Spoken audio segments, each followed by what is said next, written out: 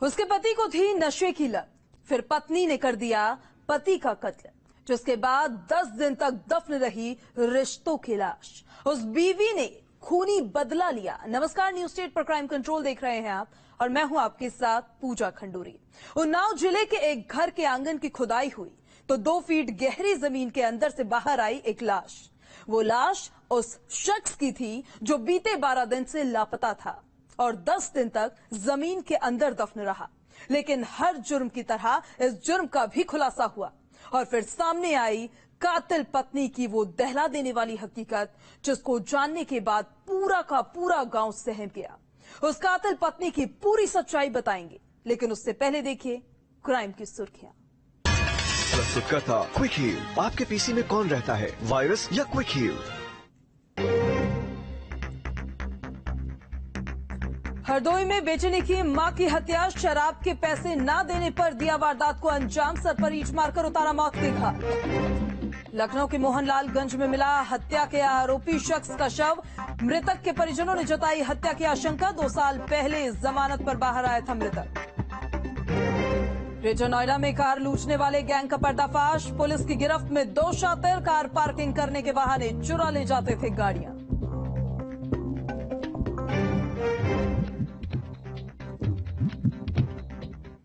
उन्नाव में एक कत्ल हुआ और कत्ल के बाद लाश को बेहद शातिर तरीके से ठिकाने लगाया गया। 10 दिनों तक वो लाश घर के अंदर ही दफन रही। 10 दिन मरने के बाद शख्स की मां अपने बेटे की तलाश में पुलिस के चक्कर काटती रही, लेकिन कोई खबर नहीं मिली। लेकिन 10 दिन बीत जाने के बाद जब पुलिस के हाथ कातिल के गिरेबान तक पहुंचे तो फिर हुआ कत्ल का एक ऐसा खुलासा जिसकी कहानी सुनकर पुलिस के भी रोंगटे खड़े हो गए।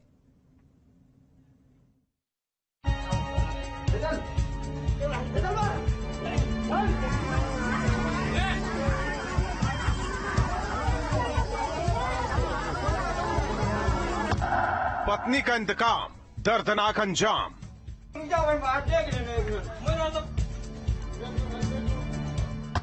नशे की लत में उसने उजाड़ दिया सुहाग।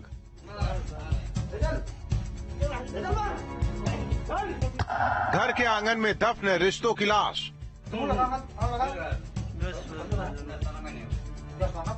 10 दिन बाद हुआ कत्ल का पर्दाफाश। बीवी का बदला, शौहर के कत्ल का फैसला।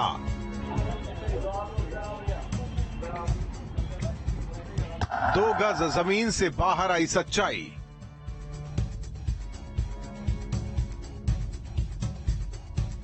उन्नाव जिले के अमरीखेड़ा गांव में उस वक्त सनसनी फैल गई जब एक घर के अंदर दफन रिश्तों की लाश 12 दिन बाद सामने आई। गांव में सुबह से ही भीड़ थी। एक घर के इर्द गिर्द लोगों का जमावड़ा लगा हुआ था। दूर दूर तक उस घर के आसपास इकट्ठा लोग इस बात से सकते में थे कि आखिर कोई बीवी अपने ही हाथों अपने शौहर का कत्ल कैसे कर सकती है। और फिर 2 गज जमीन के अंदर से निकली उसकी कातिल पत्नी की खूनी करतूत की गवाही देती एक लाश। एक घर के चारों तरफ लोगों की भीड़ इकट्ठा है और एक घर के आंगन में खुदाई का काम चल रहा है। खुदाई कर रहे मजदूर करीब 2 गहरा गड्ढा खोद चुके थे और फिर उन मजदूरों के हाथ लगा जमीन के अंदर दफन एक सच। करीब 12 दिन पुरानी ये लाश थी ओम प्रकाश की, जिसकी तलाश पुलिस लगातार कर रही थी। लेकिन पुलिस को ये बात कहाँ मालूम थी कि ओम प्रकाश अपने ससुराल के आंगन में 2 फीट जमीन के अंदर दफन है। थाना पूर्वा के ओम प्रकाश जो दिनांक 25/6 को गायब हो गए थे। आज जो है पता चला कि उनका शव उनकी ससुराल अमरीखेड़ा में उनके घर पे मिला। घर के अंदर जो है जब उसकी खुदाई हुई तो उनका शव बरामद हुआ है।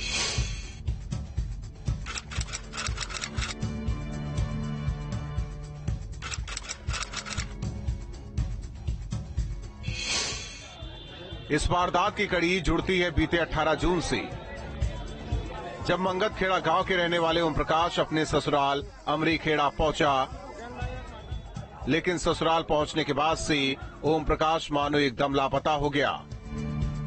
घर वालों को भी ओम प्रकाश की कोई खबर नहीं मिल रही थी। लिहाजा ओम प्रकाश की मां ने पुलिस को अपने बेटे की गुमशुदगी की खबर दी। घटना ये हुई, हमारी बहन हमारे यहाँ सूचना लेकर आई, बोली भैया तुम्हारा भांजा ससुराल गया था, गायब है, उसकी खोजबीन करो। तो दूसरे दिन हम गए अपनी बहन के यहाँ से फिर उसके ससुराल गए। वहाँ ससुराल वालों से पूछताछ की। वो लोग बताए मामा आए थे, लेकिन यहाँ पे लड़ाई किया, रात में 112 नंबर आई थी। पुलिस ने समझौता करके वापस चली गई। ये दरवाजे परे रहे, हम लोग छत के ऊपर लेटे थे। सुबह जब उठे तो ये गायब मिले, ये हम लोगों को नहीं मिले। तो हम लोग यही पूछताछ करके वापस आ गए। ओम प्रकाश के ससुराल वालों ने ये बात तो कबूली कि ओम प्रकाश उस रात घर आया था, लेकिन रात के बाद से ओम प्रकाश से जुड़ा किसी तरह का सुराग नहीं मिला। मृतक के ससुराल वाले भी किसी भी तरह की जानकारी होने से पूरी तरह मुकर जाते हैं। लेकिन ओम प्रकाश की मां अब भी इंसाफ की उम्मीद में पुलिस के चक्कर काटती रही। कई दिनों तक पुलिस के चक्कर काटने के बाद भी जब ओम प्रकाश से जुड़ा कोई सुराग नहीं मिला, तो 27 जून के रोज ओम प्रकाश की मां ने केस को लेकर एसपी ऑफिस में गुहार लगाई। फिर FIR की गई। FIR के बाद में 3-4 दिन पुलिस कुछ प्रक्रिया नहीं किया। उसके बाद में फिर अपनी बहन को लेके कप्तान साहब के यहाँ आए।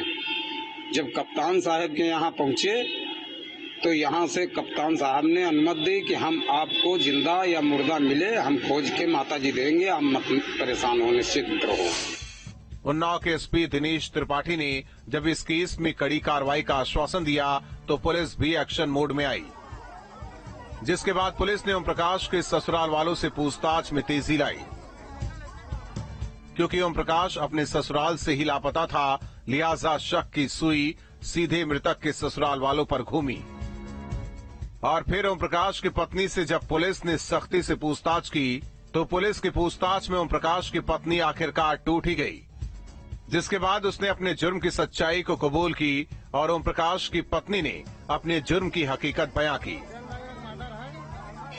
फिर इसके बाद में आज सुबह पुलिस गई थी, तब पुलिस ने खोजबीन करके बताया 100 इसका घर के अंदर गड़ा हुआ है। आइए सब लोग खुदवा रहे हैं। मुलजिम बीवी की निशानदेही पर पुलिस ने घर के आंगन में खुदाई शुरू की और फिर करीब 2 फीट गहरे गड्ढे के अंदर से बरामद हुई ओम प्रकाश की 10 दिन पुरानी लाश। उस घर के आंगन में बीते 10 दिनों से वो लाश यूं ही दफन थी और 10 दिनों तक लोग बहुत ही आराम से उस लाश के साथ रह रहे थे। लेकिन जुर्म कभी छिपाए नहीं छिपता और कानून के हाथ जब मुलजिम तक पहुंचे तो इंसाफ के कटघरे में मुलजिम अपने गुनाह के बोझ को कंधे पर लिए खड़े नजर आए। घटना में शामिल सास थी, बीबी उसकी, बड़ा वाला लड़का एक और लल्लन साला, घसीटे साला। पकड़े जा चुके हैं? नहीं, घसीटे शेष बचे, बाकी सब लोग पकड़ गए। कार्रवाई सर उचित कीजिए।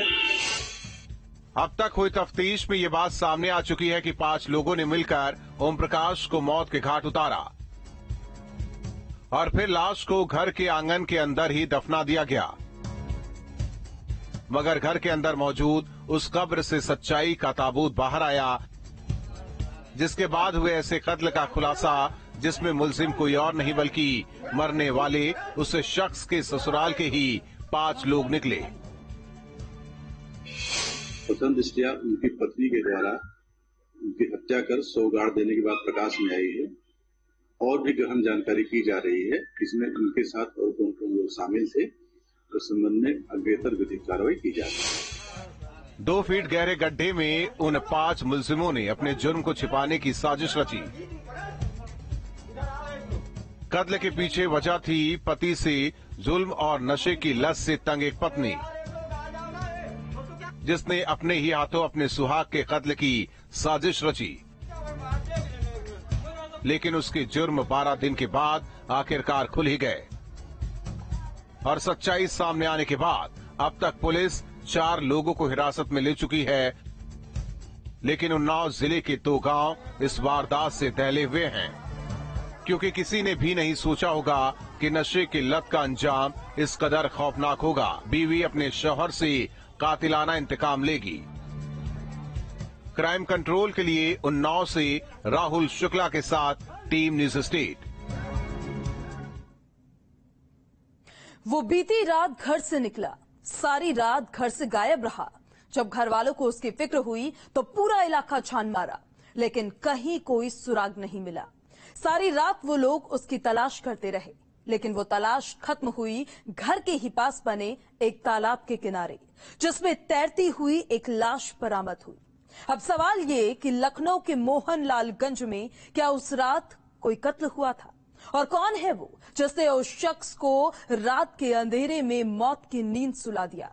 इस रिपोर्ट में देखिए कत्ल की एक ऐसी गुत्थी जिसकी हकीकत की तलाश में पुलिस ने दिन रात एक किया हुआ है। वो रात में घर से हुआ लापता।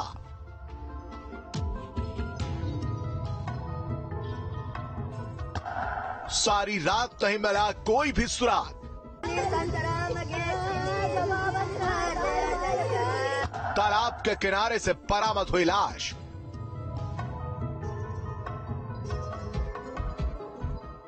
लखनऊ में हुए कत्ल का क्या है राज?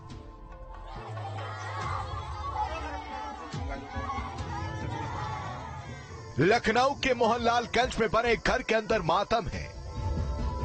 सिसकते हुए लोग नम आंखों से इंसाफ मांग रहे हैं और पिलकती हुई आवाज अपने साथ हुई वारदात की हकीकत बयां कर रही है।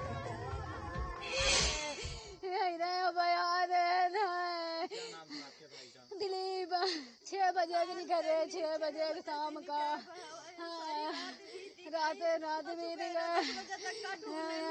थाने तक का ढूंढ आई, कहूँ नहीं मिले। जंगल ढूंढ आई, कहूँ नहीं मिले। 30 जून की देर रात थी। लखनऊ के मोहनलालगंज में रहने वाला एक परिवार काफी परेशान था, क्योंकि उनके परिवार का सदस्य दिलीप कुमार शाम करीब 6 बजे से ही लापता था। लापता शख्स की तलाश में घर वाले दर दर भटक रहे थे, लेकिन उस शख्स का कहीं कोई नामो निशान नहीं मिला। इस वक्त हम घटना स्थल पर मौजूद हैं और हमारे पीछे ये तस्वीरें आप देख सकते हैं। ये वही जगह है जहां पर युवक की साइकिल बरामद की गई है। ये पूरा इलाका मोहनलालगंज कोतवाली के नजदीक का है। जानकारी के मुताबिक परिजन रात भर युवक को ढूंढते रहे और युवक घर से तकरीबन शाम 6 बजे बाजार से कुछ सामान लाने की बात कह करके निकला था, लेकिन वो जब वापस नहीं आया तो परिजनों ने युवक की खोजबीन शुरू की, जिसके बाद आज सुबह युवक की साइकिल यहाँ पर खड़ी हुई पाई गई। सारी रात घर वालों ने दिलीप की तलाश की, लेकिन उन लोगों को कहीं कोई सुराग नहीं मिला। और फिर अगले रोज घर के करीब बने एक तालाब में एक शख्स की तैरती हुई लाश बरामद हुई। तालाब में बरामद लाश की खबर इलाके में जंगल की आग की तरह फैल गई। इस बीच शव की जानकारी जब बीती रात से दिलीप कुमार को तलाश है उसके परिवार के लोगों को मिली तो उनके पैरों तले जमीन खिसक जाती है।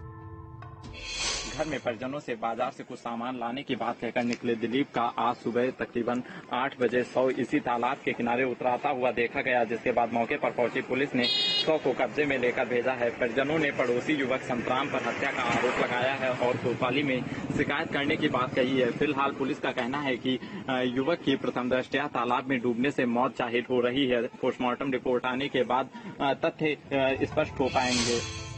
दिलीप को उसके परिवार के लोगों ने सारी रात ढूंढा, लेकिन उसका शव घर के पास ही तालाब से बरामद हुआ, जिसके बाद दिलीप के घर वालों ने पड़ोस में रहने वाले संत राम नाम के एक शख्स पर हत्या का आरोप लगाया है, जबकि पुलिस इस मामले को एक हादसे की तरह देख रही है। हालांकि पुलिस की तरफ से यह आश्वासन भी दिया जा रहा है कि पोस्टमार्टम के बाद तफ्तीश में तेजी की जाएगी। आज सवेरे एक डेड बॉडी की सूचना मिली है, जिसका नाम था दिलीप कुमार। पिताजी का नाम रामकिशन, रहने वाला भवानी खेड़ा का है और ये अक्सर नशे में रहता था। बताते हैं लोग कि 24 घंटा शराब के नशे में रहता था। और कल बरसात हो रही थी कंटिन्यू, जहां से साइकिल लेकर के चढ़ रहा था, वहां पर कस्बे के जो आबादी है, आबादी के पास में एक छोटा सा तालाब बना है, उसमें पानी भरा हुआ था और नशे में स्लिप होने के कारण, परिजन यही बता रहे हैं कि स्लिप होने के कारण डूबने से इसकी मृत्यु हो गई है और पोस्टमार्टम के लिए इसकी बॉडी को भेज दिया गया। पुलिस की तरफ से ये दावे किए जा रहे हैं कि नशे की हालत में तालाब में गिरने से दिलीप की मौत हुई, तो दूसरी तरफ मृतक के परिजनों का कहना है कि दिलीप को तैरना आता था। घर वालों का ये दावा इसलिए भी क्योंकि दिलीप का नाम एक कत्ल की वारदात से भी जुड़ा रह चुका है और बीते 2 साल से दिलीप जमानत पर बाहर था। अब घर वालों का दावा है कि संतराम ने उसी कत्ल का बदला लिया है। पुलिस का कहना है कि प्रथम दृष्टया यह पूरा मामला बारिश के पानी में डूबने से जाहिर हो रहा है। फिलहाल पुलिस को पोस्टमार्टम रिपोर्ट का इंतजार है और देखना होगा पोस्टमार्टम रिपोर्ट में क्या कुछ तथ्य निकलकर सामने आते हैं और पुलिस इस पूरे मामले में क्या कार्रवाई करती है। जयकृष्णा, न्यूज स्टेट, लखनऊ। वो गिरोह पहले पैसे दोगुने करने का लालच देता था और फिर लोगों की गाड़ी कमाई लूटकर फरार हो जाता था।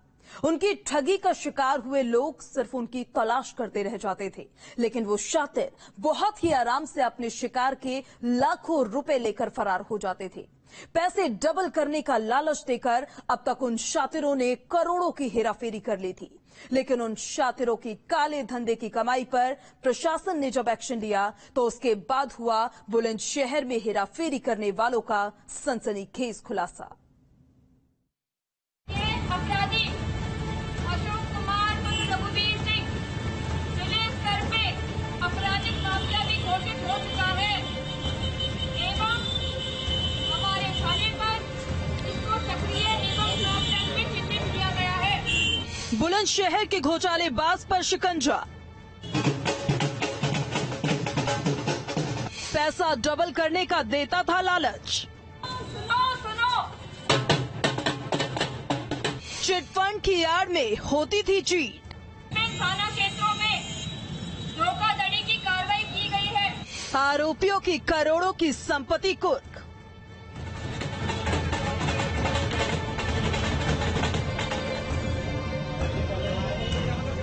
ढोल नगाड़ों के साथ लोग खड़े हुए हैं। पुलिस के तमाम अफसर भी मौके पर मौजूद हैं। चारों तरफ लोगों की भीड़ लगी हुई है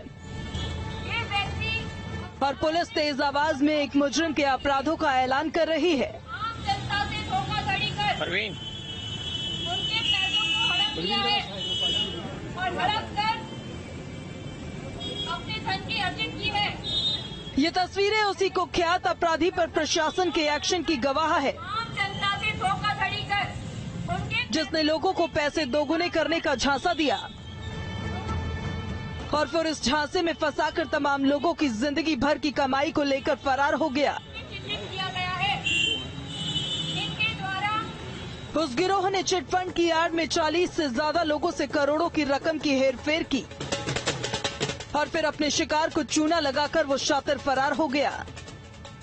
अशोक कुमार उर्फ रघुवीर सिंह निवासी चांदनेर, थाना बहादुरगढ़, जिला हापुड़, इनके द्वारा संगठित गिरोह बनाकर आम जनता से धोखाधड़ी कर उनके पैसे दोगुने करने के नाम से उनके पैसे हड़प लिए गए। इस संबंध में विगत कई वर्षों से उनके ऊपर धोखाधड़ी के 40 से भी ऊपर आपराधिक मामले दर्ज है। लोगों को पैसे डबल करने का लालच देकर अपना शिकार बनाने वाले उस गिरोह के सरगना का नाम अशोक चौहान है, जिसने अपने साथियों के साथ मिलकर एक चिटफंड की कंपनी खोली और इस चिटफंड कंपनी की आड़ में शुरू हुआ लोगों के साथ चीट करने का उसका कारोबार। एक फर्जी चिटफंड कंपनी की आड़ लेकर अशोक चौहान अपने 2 साथियों के साथ मिलकर लोगों को लूटने लगा। देखते ही देखते उसकी फर्जी कंपनी के तार बुलंदशहर के बाहर हापुड़ और नोएडा तक भी पहुंच गए।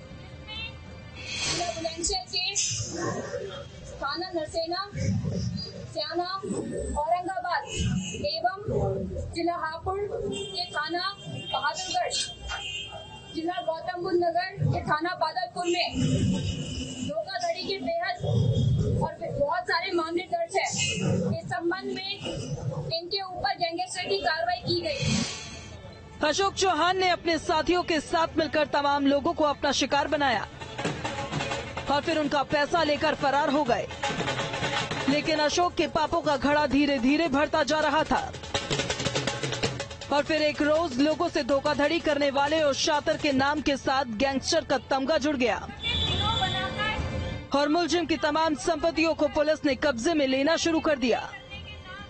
आज जिलाधिकारी बुलंदशहर एवं वरिष्ठ पुलिस अधीक्षक बुलंदशहर के निर्देशन में गैंगस्टर अधिनियम की धारा 14(1) के अंतर्गत इनकी नियमानुसार संपत्ति जब्तीकरण की कार्रवाई की जा रही है। महत्वपूर्ण बात ये भी है, इनको जिले स्तर पर आपराधिक माफिया घोषित किया गया है एवं थाने स्तर पर इनको टॉप 10 भी चिन्हित किया गया है। हापुड़ पुलिस एवं प्रशासन द्वारा भी इनकी हापुड़ में अर्जित की गई संपत्ति को भी जब्त किया गया है। वो महीनों तक लोगों के पैसे दोगुने करने का वादा करता रहा और लुभावने वादे के सुनहरे सपने दिखाकर लोगों को अपना शिकार बनाता रहा। धीरे धीरे तमाम लोगों के रजिस्टर में उसके कारनामे दर्ज होने लगे। उसके गुनाहों की लंबी होती फेयर लिस्ट को देखकर उसे जिले का जाना माना गैंगस्टर घोषित कर दिया गया और अब धोखाधड़ी के कारोबार से तैयार उसकी करोड़ों की कमाई पर प्रशासन ने अपना ताला जड़ दिया है। उस अपराधी ने अपने काले कारोबार से जो साम्राज्य खड़ा किया उस पर अब प्रशासन का डंडा चला है और काली कमाई से तैयार मुजरिम की संपत्ति को पुलिस ने अपने कब्जे में ले लिया है। इनके द्वारा धोखाधड़ी कर जो भी आम जनता के पैसे हड़पे गए हैं, इसलिए इनके विरुद्ध गैंगस्टर की कार्रवाई की गई है। आम जनता से यही अनुरोध है एवं अपील है कि किसी भी आपराधिक काम में लिप्त ना हो। यदि किसी के द्वारा भी संगठित गिरोह बनाकर कोई गलत काम किया जाएगा तो उसके खिलाफ फिर गैंगस्टर अधिनियम में उनकी भी संपत्ति जब्तीकरण की कार्रवाई की जाएगी। यदि इस संबंध में किसी को कोई दावा पेश करना है तो 3 माह के अंदर जिलाधिकारी बुलंदशहर के कार्यालय में वह दावा प्रस्तुत कर सकता है। पैसे दोगुने करने का लालच देकर वो भोले भाले लोगों को अपना शिकार बना लिया करते थे, लेकिन अब काली कमाई से खड़े किए गए अपराधी के कारोबार को पुलिस ने कुर्क किया। वो लोग भी अब इंसाफ की उम्मीद कर रहे हैं। जिन लोगों के साथ उसने अपनी चिट फंड कंपनी के आड़ में चीट किया। क्राइम कंट्रोल के लिए बुलंदशहर से यतिन के साथ टीम न्यूज स्टेट। वो बुजुर्ग रात के वक्त घर में खाना बना रही थी और तभी चंद लोग उस घर में दाखिल हुए। 65 साल की उस बुजुर्ग महिला को इस बात का जरा भी अंदाजा नहीं था कि उसके साथ क्या होने वाला है और फिर होता है एक कत्ल। उस बुजुर्ग महिला को बहुत ही बेरहमी से कुछ अनजान लोग मौत के घाट उतार जाते हैं। 65 साल की एक बुजुर्ग के कत्ल की एक ऐसी मिस्ट्री है जो अभी भी उलझी हुई है।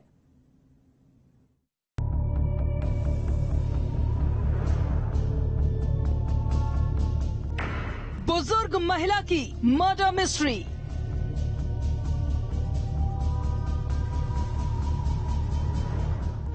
घर में घुसकर महिला का कत्ल।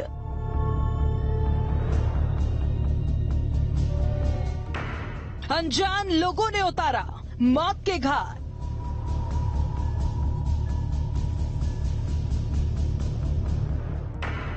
कत्ल की एक उलझी हुई गुत्थी।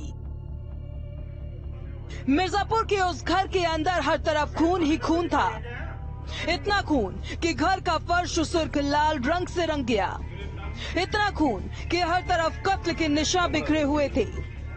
और फिर घर में दाखिल हुई पुलिस को घर के किचन से बरामद हुई एक महिला की लाश।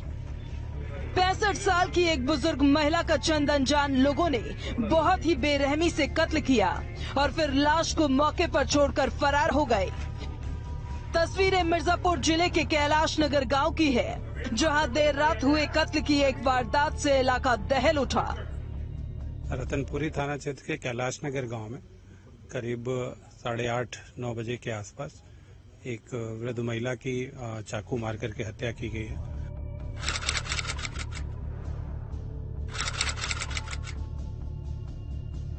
उस रात कैलाश नगर गांव में 62 साल की बुजुर्ग महिला उर्मिला घर में अकेली थी।